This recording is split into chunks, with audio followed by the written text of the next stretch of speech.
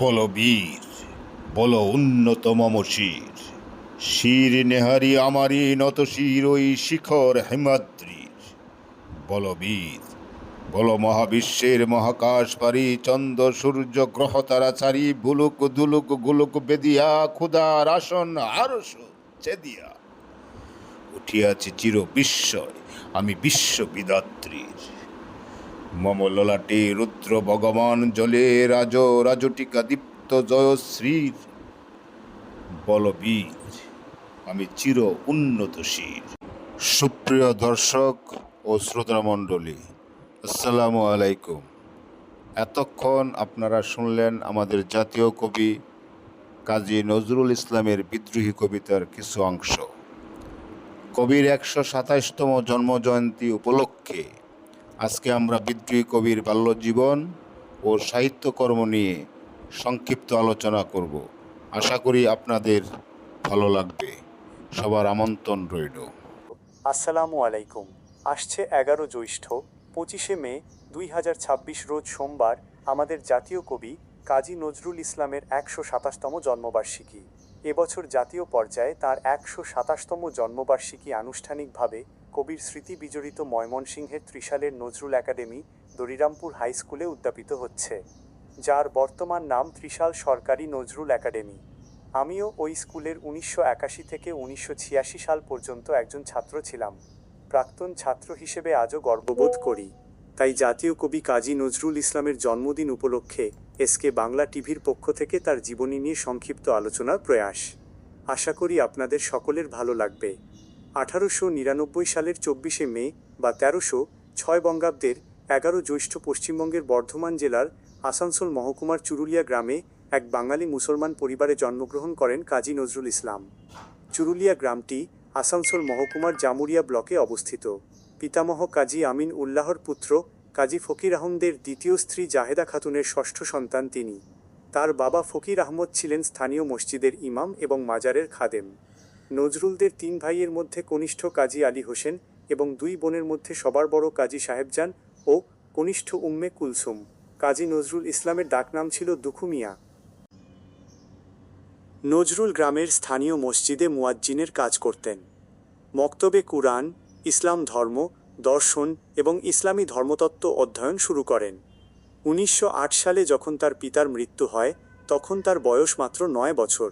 পিতার মৃত্যুর পর পারিবারিক অভাব অনটনের কারণে তার শিক্ষাজীবন বাধাগ্রস্ত হয় এবং মাত্র ১০ বছর বয়সে জীবিকা অর্জনের জন্য কাজে নামতে হয় তাকে।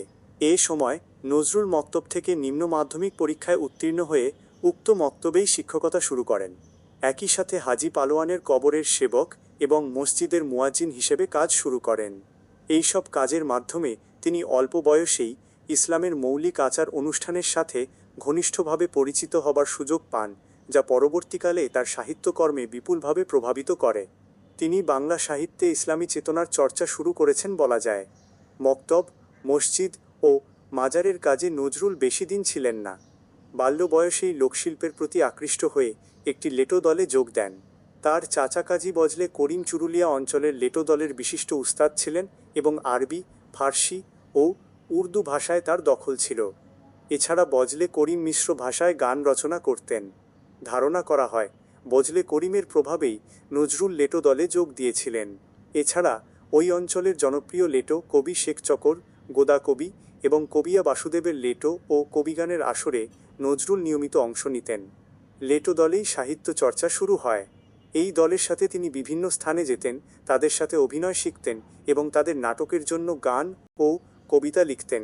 নিজ কর্ম এবং অভিজ্ঞতার আলোকে তিনি বাংলা এবং সংস্কৃত সাহিত্য অধ্যয়ন শুরু করেন। একই সাথে হিন্দু ধর্মগ্রন্থ অর্থাৎ পুরাণসমূহ অধ্যয়ন করতে থাকেন। সেই অল্প বয়সেই তার নাট্যদলের জন্য বেশ কিছু লোকসঙ্গীত রচনা করেন। এর মধ্যে রয়েছে চাষার সং, শকুনি বধ, রাজা যুধিষ্ঠিরের সং, দাতা কর্ণ, আকবর বাদশাহ, কবি কালিদাস, বিদ্যাভূতুম এবং রাজপুত্রের গান। একদিকে মসজিদ, মাজার ও মক্তব জীবন, অপরদিকে লেটো দলের বিচিত্র অভিজ্ঞতা নজরুলের সাহিত্যিক জীবনের অনেক উপাদান সরবরাহ করেছে। নজরুল কালীদেবীকে নিয়ে প্রচুর শ্যামাসঙ্গীত ও রচনা করেন। নজরুল তার শেষ ভাষণে উল্লেখ করেন, পানি জবন কেউ বলেন কাফের, আমি বলি ও দুটোর কোনোটাই না, আমি শুধু হিন্দু মুসলিমকে এক জায়গায় ধরে নিয়ে হ্যান্ডশেক করানোর চেষ্টা করেছি, গালাগালিকে গলাগলিতে পরিণত করার চেষ্টা করেছি। 1910 সালে নজরুল লেটো দল ছেড়ে ছাত্র জীবনে ফিরে আসেন। লেটো দলে তার প্রতিভায় সকলেই যে মুগ্ধ হয়েছিল তার প্রমাণ নজরুল লেটো ছেড়ে আসার পর তাকে নিয়ে অন্য শিষ্যদের রচিত গান তাই নিশিদিন বিষাদ মনে নামেতে নজরুল ইসলাম কি দিব গুণের প্রমাণ। এই নতুন ছাত্রজীবনে তার প্রথম স্কুল ছিল রানীগঞ্জের সিয়ারসোল রাজ স্কুল। এরপর ভর্তি হন মাথরুন উচ্চ ইংরেজি স্কুলে, যা পরবর্তীতে নবীনচন্দ্র ইনস্টিটিউশন নামে পরিচিতি লাভ করে। মাথরুন স্কুলের তৎকালীন প্রধান শিক্ষক ছিলেন কুমুদরঞ্জন মল্লিক, যিনি সেকালের বিখ্যাত কবি হিসেবেও পরিচিত ছিলেন। তার সান্নিধ্য নজরুলের অনুপ্রেরণার একটি উৎস। কুমুদরঞ্জন স্মৃতিচারণ করতে গিয়ে নজরুল সম্বন্ধে লিখেছেন, ছোট সুন্দর চনমনে ছেলেটি আমি ক্লাস পরিদর্শন করিতে গেলে সে আগেই প্রণাম করিত। আমি হাসিয়া তাহাকে আদর করিতাম। সে বড় লাজুক ছিল। যা হোক, আর্থিক সমস্যা তাকে বেশ দিন এখানে পড়াশোনা করতে দেয়নি। ষষ্ঠ শ্রেণী পর্যন্ত পড়ার পর তাকে আবার কাজে ফিরে যেতে হয়। প্রথমে যোগ দেন বাসুদেবের কবিদলে, এরপর একজন খ্রিস্টান রেলওয়ে গার্ডের খানসামা এবং সবশেষে আসানসোলের চা রুটির দোকানে রুটি বানানোর কাজ নেন। এভাবে বেশ কষ্টের মাঝেই তার বাল্য জীবন অতিবাহিত হতে থাকে। এই দোকানে কাজ করার সময় আসানসোলের দারোগা রফিজুল্লাহর সাথে তার পরিচয় হয়। দোকানে একা একা বসে নজরুল যেসব কবিতা ও ছড়া রচনা করতেন তা দেখে রফিজুল্লাহ তার প্রতিভার পরিচয় পান। তিনি নজরুলকে 1914 খ্রিস্টাব্দে ময়মনসিংহ জেলার ত্রিশালের দরিরামপুর স্কুলে সপ্তম শ্রেণীতে ভর্তি করে দেন। 1915 খ্রিস্টাব্দে তিনি আবার রানীগঞ্জের সিয়ারসোল রাজ স্কুলে ফিরে যান এবং সেখানে অষ্টম শ্রেণী থেকে পড়াশোনা শুরু করেন।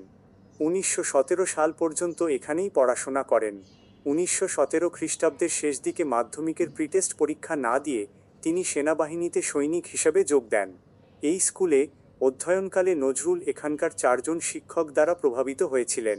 এরা হলেন উচ্চাঙ্গ সঙ্গীতের সতীশচন্দ্র কাঞ্জিলাল, বিপ্লবী চেতনাবিশিষ্ট নিবারণচন্দ্র ঘটক, ফার্সি সাহিত্যের হাফিজ নুরুন্নবী এবং সাহিত্য চর্চার নগেন্দ্রনাথ বন্দ্যোপাধ্যায়। তিনি ব্রিটিশ ভারতীয় সেনাবাহিনীতেও কিছুদিন কর্মরত ছিলেন। সেনাবাহিনীতে থাকাকালীনই তার সাহিত্য প্রতিভার বিকাশ ঘটে।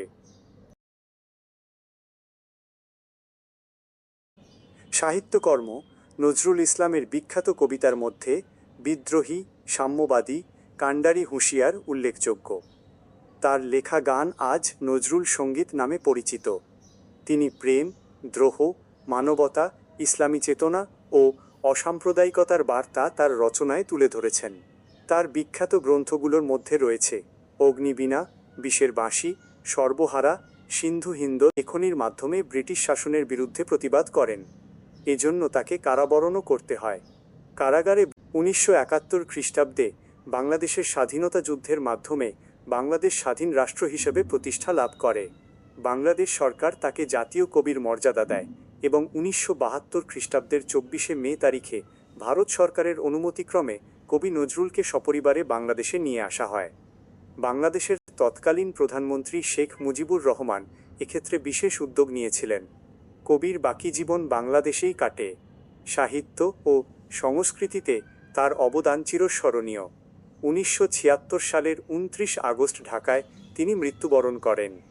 তাকে ঢাকা ইউনিভার্সিটি সেন্ট্রাল মস্ক প্রাঙ্গণে সমাহিত করা হয়। কাজী নজরুল ইসলাম ছিলেন সাম্য, মানবতা ও স্বাধীনতার কবি। তার কবিতা ও গান আজও মানুষকে অন্যায়ের বিরুদ্ধে রুখে দাঁড়াতে অনুপ্রেরণা দেয়। তার জন্মবার্ষিকীতে আমরা গভীর শ্রদ্ধার সঙ্গে স্মরণ করি এই মহান কবিকে। এতক্ষণ এসকে বাংলা টিভির সাথে থাকার জন্য আপনাদেরকে অনেক অনেক ধন্যবাদ। তথ্যবহুল এই আলোচনাটি আপনাদের ভালো লাগলে কমেন্ট করে জানাতে ভুলবেন না। চ্যানেলটি সাবস্ক্রাইব করে আমাদের পাশে থাকুন এবং বেশি বেশি করে শেয়ার দিন, অন্যদেরকে জানার সুযোগ করে দিন। ভালো থাকবেন সবাই। আগামীতে দেখা হবে ইনশাআল্লাহ অন্য কোনো আলোচনা নিয়ে।